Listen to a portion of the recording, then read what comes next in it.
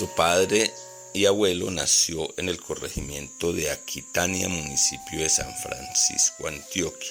Estudió su primaria en ese pueblito y luego un sacerdote se lo llevó hasta Marinilla, donde logró estudiar el bachillerato. Era bachiller normalista y toda su vida la dedicó a ser maestro de escuela o profesor de secundaria. Sus labores las desarrolló en varios municipios de Antioquia, dentro de ellos Frontino, donde conoció a la esposa. Él, cuando estuvieron en San Carlos, le tocó salir por temas de la violencia política de los años 50, le tocó salir, digamos, corriendo.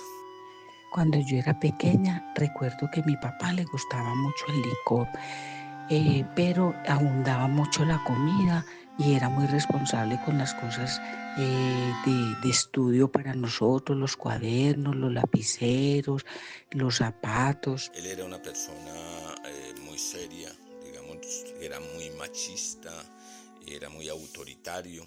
Yo nunca lo vi abrazando a sus hijos, dándoles un beso, conversando con ellos. Siempre lo que daba era órdenes y todo el mundo cumplía.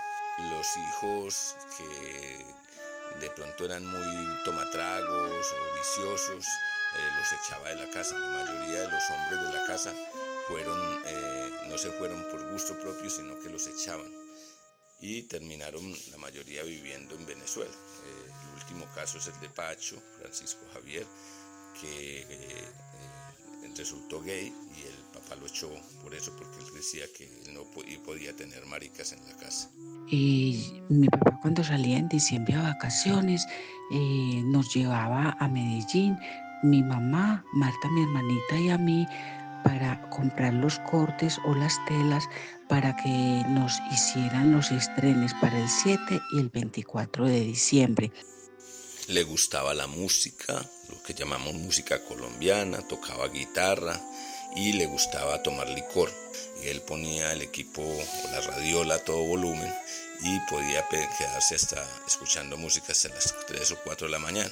Mi papá y un hermano tocaban guitarra y otro, el mayor, tocaba lira. Entonces los tres empezaban a tocar el pasillo de Esperanza, que a ver cuál de los tres se equivocaba, y mi papá se equivocaba y yo me ponía a llorar porque mi papá se había equivocado.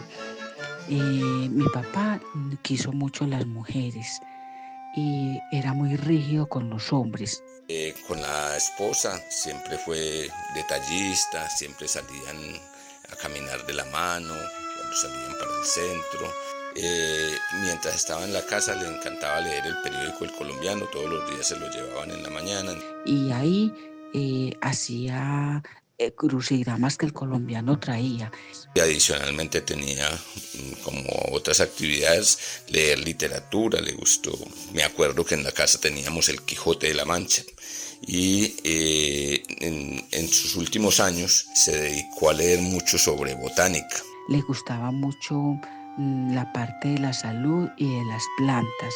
Y él quería ser médico homeópata. En la casa entonces él compraba diferentes productos botánicos y preparaba medicinas, y cuando ya se pensionó atendía pacientes en la casa para recetarles sus productos. Entonces cuando ya empezó a estudiar la homeopatía, que ya fui pues como avanzando y todo eso, entonces ya empezaba como una vez le dijo a una amiga de él que él estaba estudiando de eso, entonces ella le dijo una falencia de salud que ella tenía y le fue bien, o sea, mi papá la curó.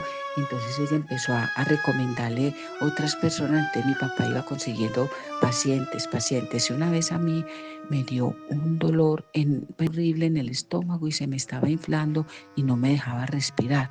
Entonces yo le decía a mi papá que yo me estaba asfixiando y que tenía el estómago muy inflado, y él me miró y me dijo que era la vesícula inflamada. Entonces él empezó a prepararme unas goticas como con unas plantas, como unas agüitas con plantas, y esas eran las goticas que él me daba y él me curó.